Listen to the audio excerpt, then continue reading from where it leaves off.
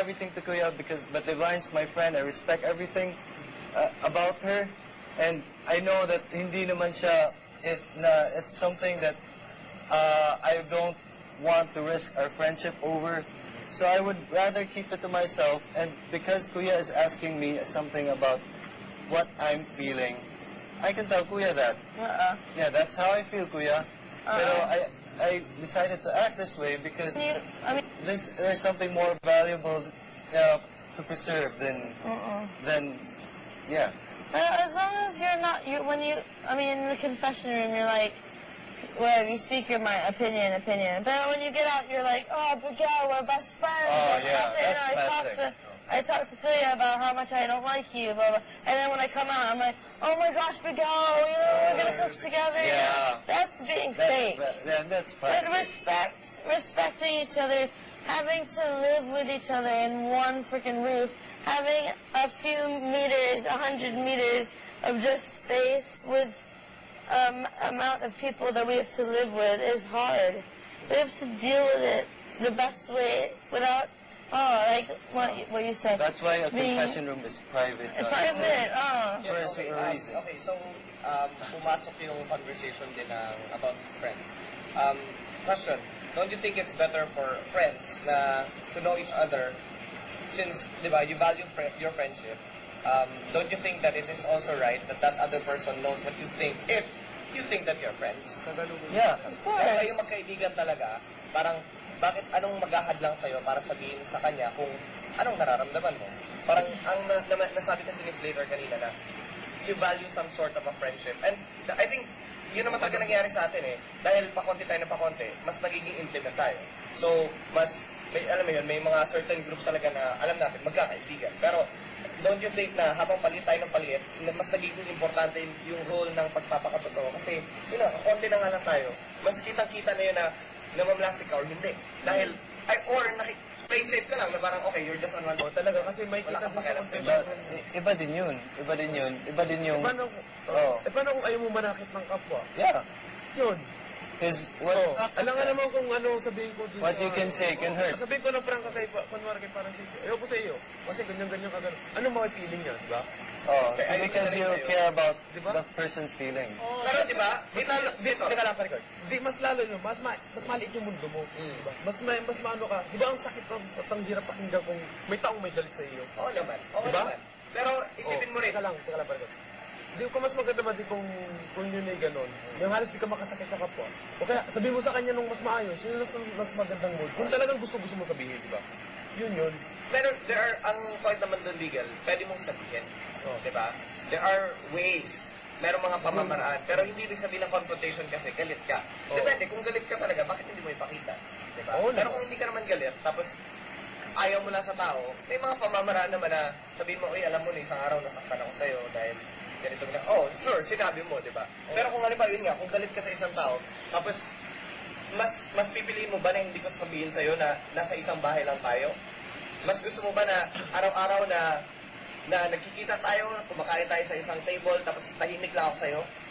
So what you're saying is you never hold your tongue? Not really. Well, it depends sa'yo kung anong magiging interpretation mo. Pero ikaw, can you live like that? Na hindi mo na, alam mo nasa isang room na kayo, maghihintay ka lang na, okay, hanggang matapos ang show na to, or hanggang maibig siya, or hanggang maibig ako. Siyempre, Hindi naman sa ganyan.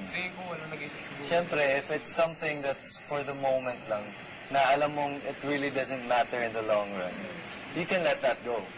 But if it's something that this person has this personality that I don't like, that he keeps on doing, dapat sooner or later sasabihin mo talaga yun. Oo.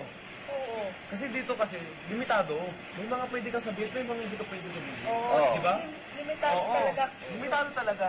Pag may gusto kong sabihin sa isang tao, pero pilit mo yung sasabihin mong yun, alam mo makakasakit dun sa isang tao yun, sasabihin mo pa ba yun? Diba syempre hindi na, mag-aano ka na lang na magte-take ka ng time na, ay, take time muna. Hindi mo pwede sabihin na galit ka ngayon, sasabihin mo na agad.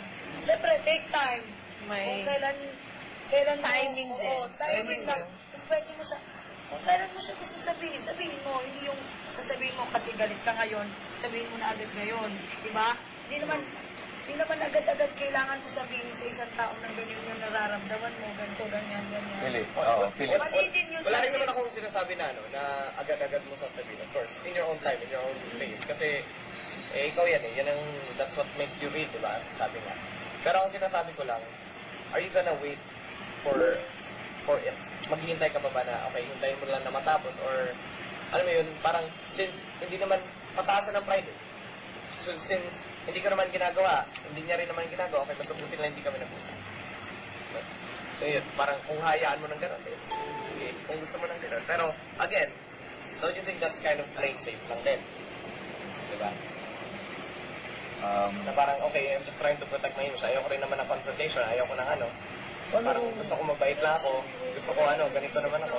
Paano kung I think it's part of being civil. If everybody's in the world spoke their mind, the world would be in chaos. Magkagulo ang mundo pag sinasabi mo lahat ng nasa isip. Oo. It's not, I don't know if it's It's saying being safe. It's just intelligent. because It's it not- just depends on the situation. As long as It that's depends your on- personality, you're not making friends just for the sake of being friends. Kasi lang, gusto ko, hindi ako man nominado, galing ko siya. Galing ko lahat. Kasi, Yun yung pagiging peke. Oo, yun yung pagiging peke. Paano kung mapagkaibigan ka nga ni, pero di mo naman naisip yung nominasyon na yun, kung yung hihanap na nito. Kung maalis ka bukas, kung ano. Kung basta pinakita mo kung paano ka tungo sa isang tao, paano ako makitungo sa'yo, paano ako makitungo dito, ganito. Kasi nga, yung mga, siyempre, may mga limitado tayo. Hindi pwede sabihin dito sa loob ng bahay nito. Pero kung siguro, kung may pagkakataon na mawala ang lahat, wala ito, walang camera, tayo-tayo lang, baka siguro, What if the person did wrong, but doesn't know that he did wrong, and when you try and communicate with that person, they don't accept that they did wrong. So what's the point of trying to communicate? And the best thing you can do is just leave it, right? 'Cause I know how I am, and I don't wanna be emotional over something that isn't my fault. You know? But I can just avoid being physical and hurting someone and just leave it. Or what if you just don't like the person and you don't care about him? Oh, brother. You just don't talk. Yeah, brother. Why Is that bother being changing real or someone not? if you don't like them?